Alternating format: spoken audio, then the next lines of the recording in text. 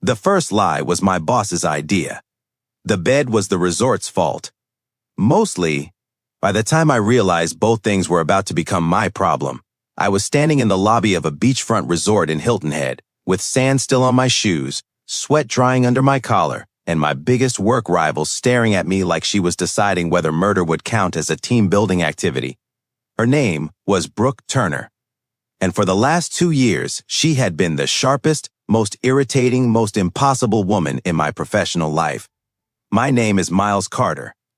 I'm 35, and I work as a senior brand strategist for a hospitality design firm in Atlanta. Which sounds elegant until you realize half my job is telling luxury hotels that warm minimalism and expensive beige are not the same thing. Brooke worked on the partnership side. She was 33, smart enough to make entire rooms sit up straighter, and competitive in a way that made even silence feel like it had a scorecard. She wore linen blazers in summer, like she had personally negotiated with humidity. She remembered every number, every client objection, every sentence you wished you had not said in a meeting. And she had a talent for looking calm while ruining your whole argument. I respected her deeply, which was annoying. Because respect is much easier to manage when the person is not also beautiful in a way that makes you forget what slide you're on. Nothing had ever happened between us. Obviously, we argued over client strategy, competed for the same promotion, corrected each other's assumptions in conference rooms, and smiled politely while everyone else in the office whispered that if either of us ever quit, the other might lose their favorite reason to come to work. They were wrong. Mostly. The retreat was supposed to be simple, 3 days at an oceanfront resort with the senior team, a few major clients, and a very expensive agenda about alignment, leadership, and relational trust. That last phrase should have scared me. The trouble started before we even reached the island. A storm rerouted half the flights. 2 rental cars vanished from the reservation. Brooke and I ended up in the same SUV because our CEO, Martin, looked at both of us, clapped his hands once, and said, "Perfect. You two can use the drive to stop terrifying the junior staff." Brooke said, "We don't terrify them." I said, "They respect clarity." The intern beside us whispered, "Sometimes I do feel fear." So we drove together. 4 hours. In summer heat. With her sunglasses on, one bare foot tucked under her knee, and a playlist that kept switching from old soul music to angry women with guitars. I expected the drive to be unbearable. Instead, it was dangerous in a quieter way. She made fun of my gas station coffee. I made fun of her emergency snack system, which included almonds, ginger chews, and something labeled calming electrolyte powder. She said, "You mock it now, but when you collapse emotionally in hour 3, don't come crawling to me." I said I collapsed privately. She looked at me over her sunglasses. That is exactly what worries people. That should not have stayed with me. It did. By the time we reached the resort, the sky had cleared into that hot, golden coastal light that makes even bad decisions look cinematic. Palm trees moved lazily near the entrance. Beyond the lobby's glass walls, the ocean flashed blue and bright. People were already walking around with linen shirts, name badges, and the exhausted joy of adults pretending a work trip was a vacation. Brooke and I walked in together with our bags. That was mistake number 1. Martin spotted us immediately near the check-in desk, beside 2 board members and a client named Diane Whitcomb, whose family owned a chain of boutique resorts we were aggressively trying to impress. Diane looked from Brooke to me, then smiled. "Oh," she said, "you two are together." I opened my mouth. Brooke opened hers faster. "No, Martin stepped in with the cheerful violence of a man who had just seen a marketing opportunity. "They're one of our strongest internal partnerships," he said. That was technically true and spiritually criminal. Diane brightened. "How wonderful. I always say the best working relationships have real trust behind them." Brooke's eyes shifted to Martin. If looks could create legal liability, the man would have needed representation. Martin kept smiling. "Actually, Miles and Brooke are leading tomorrow's trust design session." We were not. At least, not before that sentence. Diane clasped her hands. "Perfect. I'm fascinated by professional couples who work together. My late husband and I built our first resort that way. There it was. The trap, Not because Diane was cruel. She wasn't. She was warm, old money observant, and clearly sentimental about the idea of love and business mixing beautifully.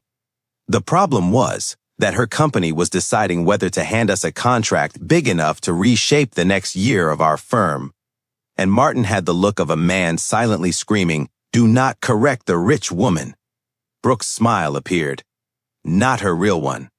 The polite corporate one that meant someone was about to pay later.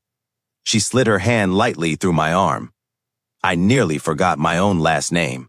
"Yes," she said smoothly. "Miles and I work very well together." I looked at her.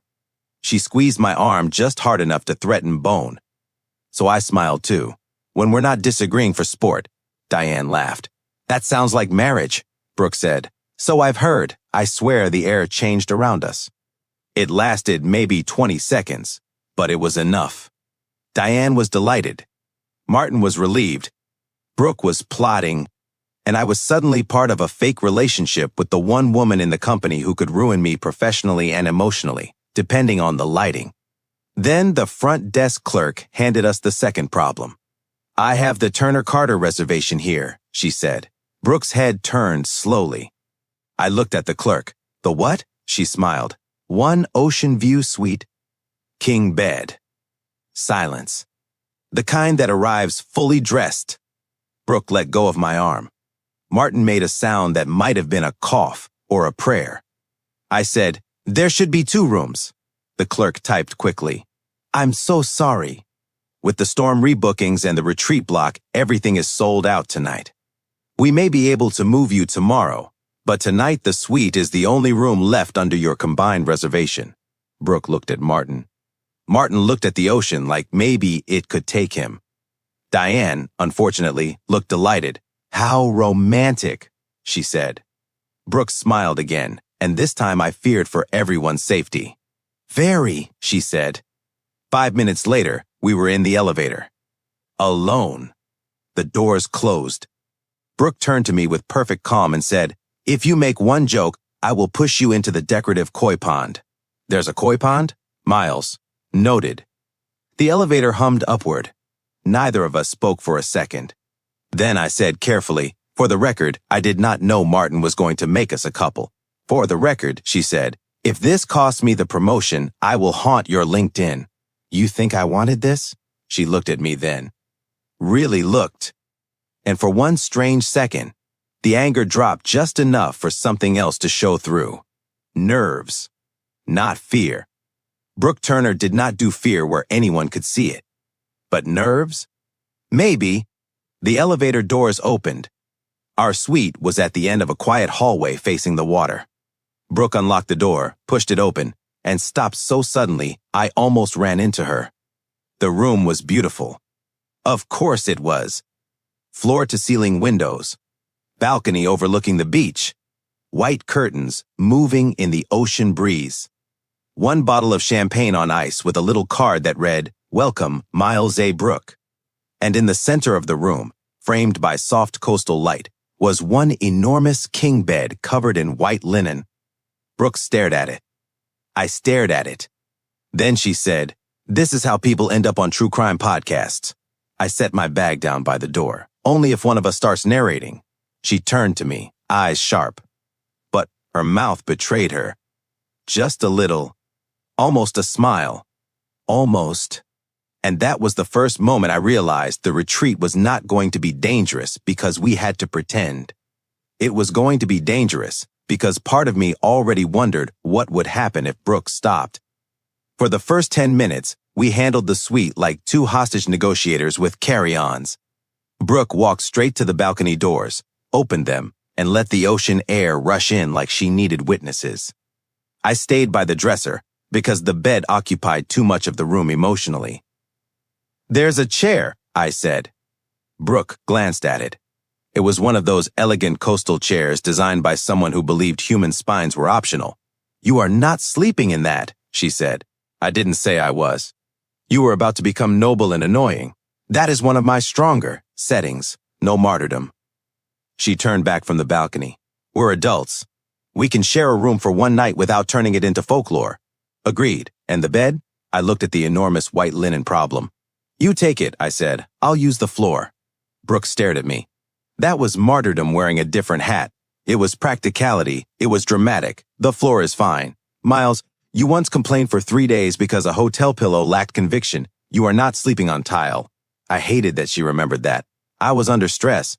You were in Tampa. Exactly. That almost got a smile. Almost. Then her phone buzzed. She read it, closed her eyes, and said, Martin. Is he apologizing? No. Worse. He's enthusiastic. She turned the screen toward me. Diane loved the dynamic. Dinner tonight at 8. Small table. Just us, her, Martin, and 2 board members. Please keep things warm and natural. I stared at the message. Warm and natural, I repeated. Brooke slid the phone into her pocket.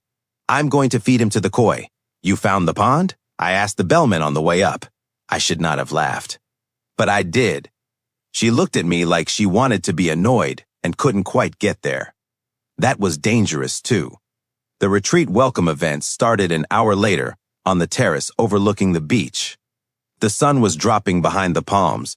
The ocean had gone that deep blue-gray color that makes resorts look more expensive than they are, and everyone wore linen like humidity was a branding exercise. Brooke and I arrived together because Martin had texted the phrase optics matter, which made both of us want to walk into the sea. The problem was that we were good at it. Too good. She slid into the role with terrifying ease. A hand on my arm when Diane approached. A private smile angled my way during introductions. A light touch at my elbow when she corrected one of Martin's overpromises before it left legal damage behind. I matched her because that was what we did. In meetings, in pitches, in arguments that turned into better work. We had always been good together. We had just never been asked to make it look romantic. At dinner, Diane sat across from us and asked the question I had been dreading. So, how did this start? Brooke reached for her water. I reached for mine. Martin went still. Diane smiled. Come on. Office romances never begin as neatly as people pretend. Brooke looked at me.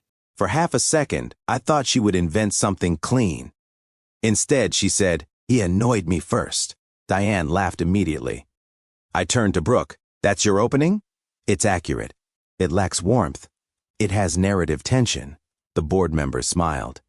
Martin looked like he might survive dinner after all. Brooke continued. Easier now.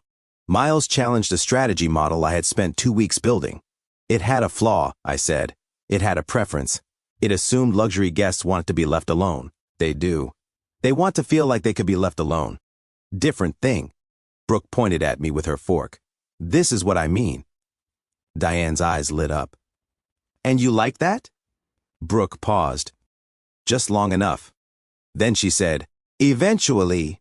The word landed somewhere it shouldn't have, because she wasn't looking at Diane when she said it. She was looking at me. I should have made a joke. I didn't. Instead, I said, for the record, she won that argument. Brooke blinked. Diane leaned forward. Did she? She did. I kept my eyes on Brooke. She added a privacy-first arrival sequence, but kept my point about emotional availability. The client loved it. Brooke's expression changed. Only slightly. But I saw it. You remembered that? She asked. Of course. Her mouth softened before she could stop it. And just like that, the fake story had accidentally touched something real. Dinner went dangerously well after that. Diane loved us. Martin relaxed enough to start ordering dessert like a man who had not nearly destroyed 2 employees' lives at check-in. Brooke and I moved through the rest of the evening with the strange ease of people who were pretending, except the pretend kept borrowing facts. She knew I hated coconut. I knew she switched to sparkling water when she was tired, but didn't want people to notice. She corrected my exaggeration about a client meeting. I remembered the exact city where she closed her first solo partnership. By the time we left the terrace, it was nearly 11. The air still warm, music drifting from the pool bar, the ocean black beyond the lights. We walked back toward the elevators in silence. Not awkward. Worse. Thoughtful. At the door of our suite, Brooke stopped with the keycard in her hand. What? I asked. She looked at me. That was too easy. The dinner? The lie. I didn't answer, because she was right. Inside, the room was dim and silver blue from the moonlight on the water. The champagne had gone untouched in the bucket. The bed still waited in the middle of the room like it had patience. Brooke dropped her key on the dresser and turned toward me. "We need rules," she said. "Good." I love corporate structure in intimate disasters. 1, no making this weird. Too late, but continue. 2, no jokes if one of us gets uncomfortable.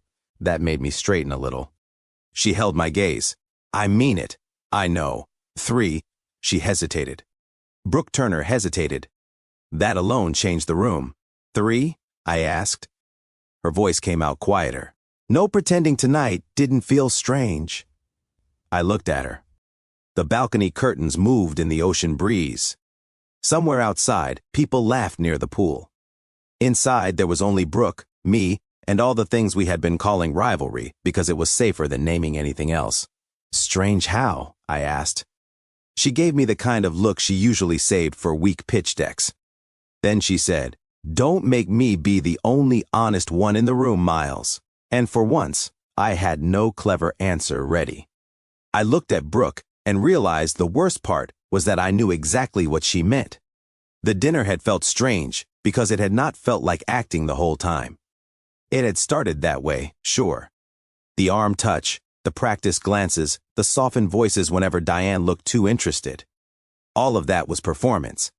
But the rest? The memory of her first major partnership deal. The coconut thing.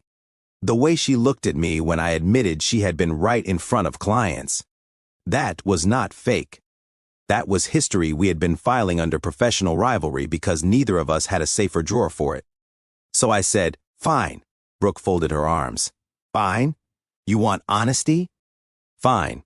I set my jacket over the back of the chair and looked at her properly. "Tonight was strange because pretending to like you was much easier than it should have been." She went still. I almost wished I had made the joke instead.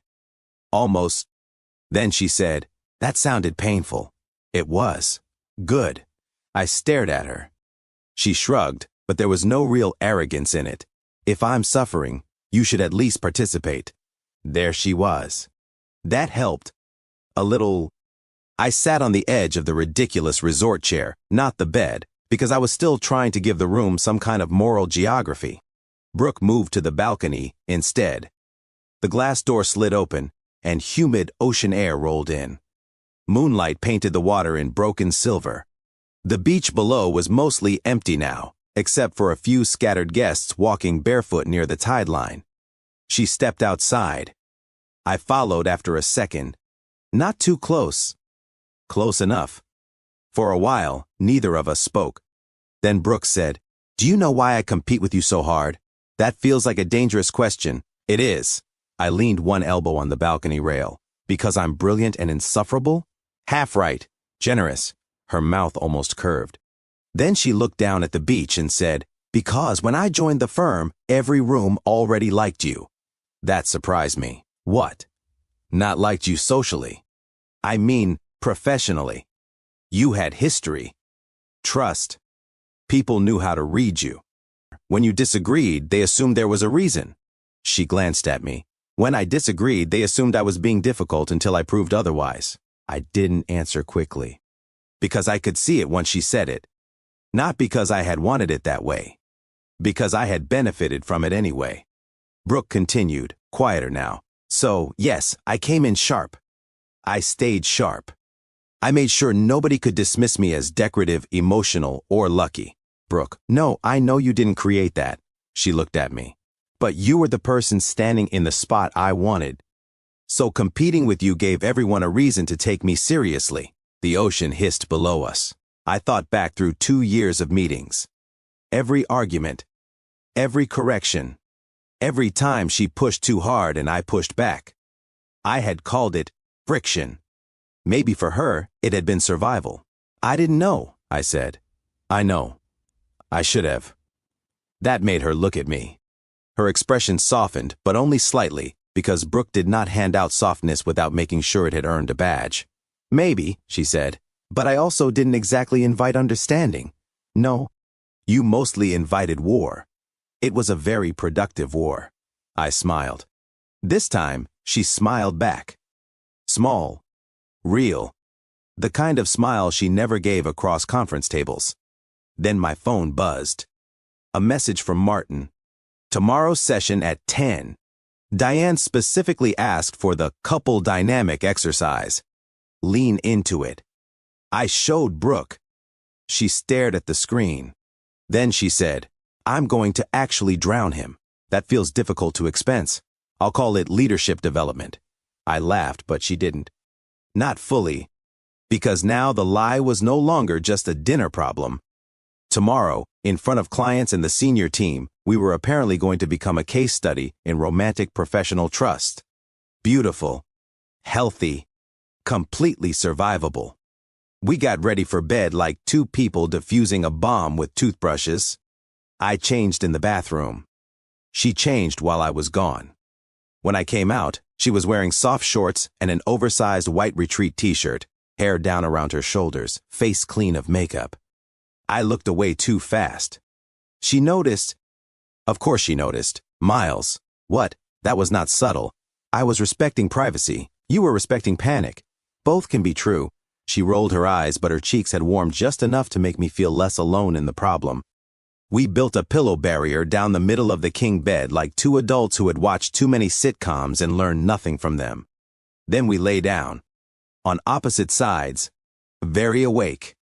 The ocean moved outside. The air conditioner hummed. The white curtains shifted near the balcony door.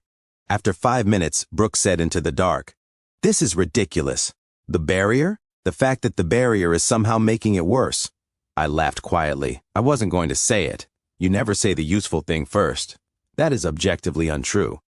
She turned onto her side, facing me across the pillows. I could barely see her in the low light. Just the outline of her face and the shine of her eyes. Tell me something useful now then. I turned to. Bad idea. Necessary one. Okay, I said. Tomorrow, we don't let Martin keep escalating this. We do the session, we keep it professional, and after Diane signs or doesn't sign, we tell him the fake couple act is over. Brooke was quiet for a second. That is useful, she said. I have moments. But that's not what I meant. I knew that. I hated that I knew that. So I gave her the other useful thing. I don't think what happened tonight was only fake. She didn't move. Neither did I. Then she whispered, neither do I. That was all. No kiss. No dramatic confession. No crossing the pillow border. Just two rivals lying in a resort bed with an ocean outside and a truth between them neither of us could put back into its old shape. The next morning, everything got worse in daylight. The trust design session was held in a bright conference room overlooking the beach, which felt cruel. Nobody should have to discuss vulnerability while watching paddleboarders live freely in the distance. Diane sat in the front row. Martin stood in the back looking aggressively hopeful. Brooke and I ran the workshop together, and the infuriating thing was, we were good. Too good. She handled the emotional architecture. I handled the brand logic. She challenged me. I refined her point. I set up a framework. She made it human. The room responded because the room could feel it. Not the fake relationship. The real trust under the fake one. Halfway through, Diane raised her hand and said, "What do you do when two strong personalities keep mistaking conflict for incompatibility?" Brooke looked at me. I looked at her. The room waited. Then Brooke said, "You ask whether the conflict is actually protecting something both people are afraid to name." Silence. Not awkward. Caught. Diane leaned back, fascinated. I looked at Brooke, and for 1 second, the entire session disappeared. Because I knew she was not only talking about clients. Then Martin stepped forward during the break and murmured, "Excellent. This is exactly what I wanted. Keep selling the relationship angle." Brooke's expression changed. Cold. Fast. "No," she said. Martin blinked. "Excuse me?" "We are not a prop," she said quietly. He glanced at me, then back at her. "Brooke, don't be dramatic." Wrong sentence. Very wrong. I stepped beside her. She's not being dramatic, I said. She's being accurate. Martin's face tightened. Miles, no.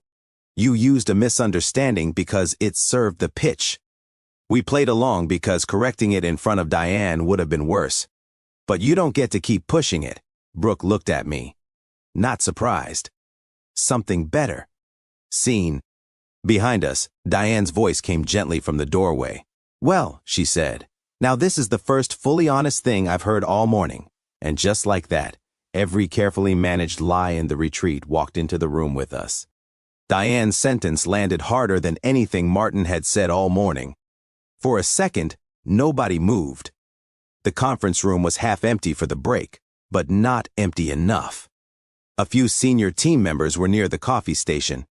2 client-side managers stood by the windows. Martin looked like a man trying to calculate how much truth could fit inside a professional smile.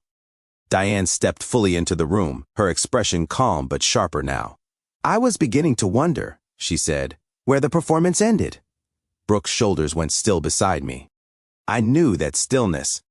It was not fear, it was preparation. Martin recovered first. Diane, I apologize if there was any misunderstanding. We were simply trying to maintain the flow of the... No, Diane said. One word. Very soft. Very final. Martin stopped. She looked at Brooke, then at me. Were you 2 asked to pretend you were together? Brooke answered before I could. Not directly. Diane's brow lifted. Brooke gave a tight smile, which is corporate for yes. A faint smile touched Diane's mouth. Then her eyes moved to Martin. He tried to laugh. This has gotten a little more dramatic than it needs to be. Brooke said, you saw a misunderstanding, realized it benefited the pitch, and encouraged it. Martin's jaw shifted. I encouraged team cohesion. You booked us into one room. That was the resort error. You let it stand. He looked at me. Miles, a little help? There it was. The old expectation. That I would smooth it over. Translate Brooke into something easier. Keep the client comfortable. Save Martin from the consequences of his own convenient lie. I looked at Brooke. She wasn't looking at me. She was looking at Martin with a kind of composed fury that had probably gotten her called difficult by men who benefited from her being right. So I said, no. Martin blinked. Excuse me? No, I repeated. I'm not helping you make this sound harmless. The room went quiet again. I could feel Brooke turn slightly toward me. I kept my eyes on Martin. We should have corrected it earlier. That's on us. But you made it useful. That's on you. Diane folded her arms loosely. And if I had signed the contract because I believed your firm had a charming internal love story attached to its trust framework? Martin said nothing. Brooke answered. Then we would have won your business for the wrong reason, she said, and the work would have started with a lie. That was the sentence that changed Diane's face. Not toward anger. Toward interest. Real interest. She looked at Brooke for a long second. And yet you both ran the strongest session of the retreat. Brooke's mouth tightened, like she didn't want to accept praise in the middle of an ethical cleanup. Diane turned to me. Was that fake too? No, I said. That part was real.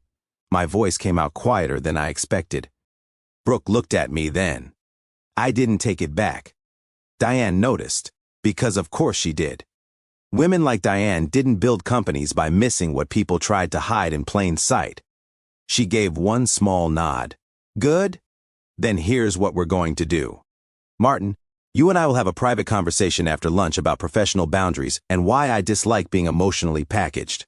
Her eyes shifted to us. Brooke, Miles, you will finish the afternoon session. Without pretending to be anything you are not, Brooke said. Of course. Diane smiled slightly. And if the trust between you is real, I imagine it will survive honesty better than performance. Then she left. Martin followed her out 2 steps behind, looking as if the koi pond might have been a gentler fate. The moment the door closed, Brooke turned to the windows. I didn't follow immediately. I gave her a second, then I stepped beside her. The beach below was bright and ordinary. Umbrellas, towels, people walking into the surf like our professional lives hadn't just nearly gone through a paper shredder upstairs. Brooke spoke first. You didn't have to do that. I almost smiled. You know, people keep saying that to me lately. She looked at me. I mean it. So do I. Her expression shifted, softer at the edges. You backed me in front of Martin. He was wrong. That has never automatically stopped anyone before. Fair. I leaned one shoulder against the window frame. You said last night that I had the room before you did. Maybe I did. Maybe I didn't see enough of what that cost you. I held her gaze. I saw it today. Brooke looked down for a second. When she looked back, something had changed. Not the rivalry. Something underneath it. Careful, she said quietly. That sounded almost tender. It was strategic tenderness. Terrible phrase. Strong concept. A real smile broke through then. Small, but enough. The afternoon session should have been awkward. It wasn't. It was the best work we had ever done together. Without the fake couple act, we were sharper. Cleaner. Brooke challenged a client assumption about luxury hospitality and emotional fatigue. I built on it instead of competing with it. She corrected one of my examples. I thanked her instead of parrying. The room responded to that more than anything we had done at dinner. Because Diane was right. Trust survived honesty better than performance. By the end of the session, Diane shook both our hands and said, I don't know yet whether we're signing with your firm, but I know which two people I want leading the work if we do. Martin's smile returned from the dead, but weaker. Brooke and I escaped before he could start calling the crisis a learning moment. We ended up on the beach just before sunset, shoes in hand, badges finally removed, walking where the wet sand held our footprints for a few seconds before the tide erased them. For once, we weren't arguing. That felt strange. Good strange. Brooke looked out at the water. I hated lying today. I know. But I didn't hate all of it. I turned toward her. She kept looking at the ocean, but her voice was steady. I didn't hate being beside you. I didn't hate the way we worked when nobody knew where the performance stopped. A pause. And I really didn't hate last night when you admitted it wasn't only fake. My pulse shifted. The sunset made everything too golden, too easy to romanticize. So I tried to stay honest. I didn't hate any of that either. She laughed softly. That is painfully understated. I'm trying not to sound like a retreat exercise. Thank you. We stopped near the waterline. The air was warm. The ocean moved in slow silver lines. Somewhere behind us, music drifted from the pool deck, distant enough not to reach the moment. Brooke turned to face me. Diane asked for honesty, she said. She did. So here it is. Her eyes held mine. I don't think I've only wanted to beat you. That sentence did more damage than any confession with prettier language could have. I stepped closer. Not touching. Not yet. What did you want? I asked. Brooke's mouth curved faintly, but her eyes were serious. I think I wanted you to look at me like I was the only person in the room who could keep up. I swallowed once. That's easy, I said. You usually are. The softness that crossed her face was quick, but I saw it. Then she took one step closer too. And for the first time all weekend, there was no client, no boss, no lie, no room mix-up, no performance. Just Brooke. Me. The truth we had made harder than it needed to be. She said very quietly, if you kiss me right now, Carter, I need it to be because the pretending is over. I looked at her and answered just as quietly, it is. Then I kissed her. Briefly. Carefully. Enough to say what needed saying without turning the beach into a scene we couldn't respect tomorrow. When we pulled apart, she looked almost annoyed. What? I asked. That was very responsible. I can do irresponsible later in a socially acceptable format. That laugh of hers came back. Real this time. And I realized, with alarming clarity, that I wanted to earn that laugh when no one was watching. That night, we still had one room. Still one bed. But everything felt different now. Not easier. Clearer. And clarity, I was learning, could be much more dangerous than the lie. We walked back to the suite in silence. Not awkward silence. The dangerous kind. The kind where both people already know too much, have said just enough, and are now forced to behave like adults in a room with one bed and an ocean view balcony, pretending to be romantic on purpose. Brooke unlocked the door. The champagne was still sweating in the bucket. The curtains moved in the salt air. Somewhere below, people laughed near the pool like they had no idea two fully grown professionals were upstairs trying not to turn a corporate retreat into evidence. Brooke set her shoes by the dresser and looked at the bed. Then at me. Then she said, "We need new rules. Probably wise. 1. No pretending the kiss didn't happen. Agreed. 2. No using the retreat as an excuse to make reckless decisions. Also agreed. 3. She paused, and that tiny pause did more damage than a speech. If we do anything else, it has to be because we still want it when we're back in Atlanta." I nodded. "Then tonight we don't rush." Her expression softened. "Good," she said. "I was hoping you'd be annoyingly decent." I contain multitudes. Unfortunately, yes. We did share the bed that night, but not the way Martin's worst HR nightmare would have imagined. And before anyone gets too invested in the ocean breeze, the moonlight, and the fact that two rivals had just kissed on a beach, let me save all of us some legal trouble and skip the part where a less responsible narrator would start lowering his voice. Here's what actually mattered. We talked. For hours. The pillow barrier disappeared, not because of some dramatic moment, but because it was absurd to keep a wall of hotel pillows between two people who had already told the truth. Brooke told me about her first year at the firm, how many times she'd rehearsed her points before meetings because she knew one uncertain word would cost her twice as much as it cost me. I told her about the pressure of being the reliable one so long that reliability had started to feel like a trap. At some point, around 2 in the morning, she fell asleep facing me with one hand tucked under her cheek. I stayed awake a little longer than I should have. Not because I was tempted to ruin anything. Because for the first time all weekend, the quiet didn't feel like performance. It felt peaceful. The next morning, Brooke woke up first. I know because I opened my eyes and found her looking at me with a face that was softer than anything she had ever allowed in a conference room. "What?" I asked, voice rough. She blinked like I had caught her stealing. "Nothing. That was not nothing." She sighed. "I was just thinking. Dangerous. That you look less irritating when you're asleep." I smiled. "Romance is alive." She laughed softly, then went quiet again. Outside, the sun was already bright over the water. The whole room looked different in daylight. Less dramatic. More honest. Brooke sat up, pulling the sheet around herself over her retreat t-shirt. "We still have to go downstairs." "We do. And Martin is still going to be Martin, unfortunately. And Diane may still decide not to sign." "She might." Brooke looked at me. "And us?" That was the real question. I sat up too. "Us," I said, "starts with breakfast. Then the closing session. Then when we get back to Atlanta, I take you to dinner without a client, without Martin, without a fake relationship, and without a room assignment doing emotional labor for us." Her mouth curved. "You've thought about this." I had 8 hours and a lot of ocean noise. "That sounds like strategy." "It is. I like strategy." "I know," she smiled then. Not a retreat smile. Not a client smile. Brooke's real smile. The one I was starting to suspect I'd been trying to earn for 2 years by pretending I only wanted to beat her. Downstairs, Martin tried once to pull us aside before breakfast.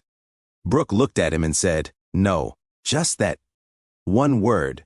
I nearly proposed to her on the spot, which would have been fast even by fake couple standards. Diane signed with our firm 2 weeks later. Not because of the lie, because of the work. In her final email, she wrote that she wanted the 2 people who stopped performing and became more trustworthy because of it, leading the account. Martin called that a great outcome. Brooke called it accidental accountability. I called it the first time I saw our firm reward the truth after trying very hard to profit from a lie. Back in Atlanta, things moved carefully. Not slowly in the cowardly sense. Carefully in the respectful sense. We told HR before the office grapevine could do what office grapevines do. Martin got a very formal conversation with leadership about boundaries, client ethics, and why employees are not props with badges. Brooke was promoted to Director of Partnerships. I moved into a senior strategy role under a different executive, which meant we could still fight over ideas without making everyone in compliance sweat. And we did fight. Beautifully. Professionally. Sometimes in meetings, Brooke would dismantle one of my assumptions with a sentence so clean it deserved its own stationery. Then, afterward, she'd pass by my desk and murmur, "Still keeping up, Carter?" And I'd say, Try making it harder, Turner. The junior staff stopped being afraid of us after a while. Mostly, 6 months later, we went back to Hilton Head. Not for a retreat, for a weekend. Same resort, different room, 2 key cards, 1 honest reservation. At check-in, the clerk asked, "King bed?" Brooke looked at me sideways. I said, "Seems less dangerous when nobody's lying." She smiled and said, "King." That night, we walked the beach again. No badges, no clients, no fake dynamic exercise. Just her hand in mine and the sound of the tide moving in. A year and a half later, Diane invited us to the opening of the first resort we built under the new project. Brooke stood beside me in the lobby looking at the finished space, warm, elegant, human, and whispered, "We're good together." I looked at her. "Professionally?" She smiled. "Don't make me be the only honest one in the room." So I kissed her.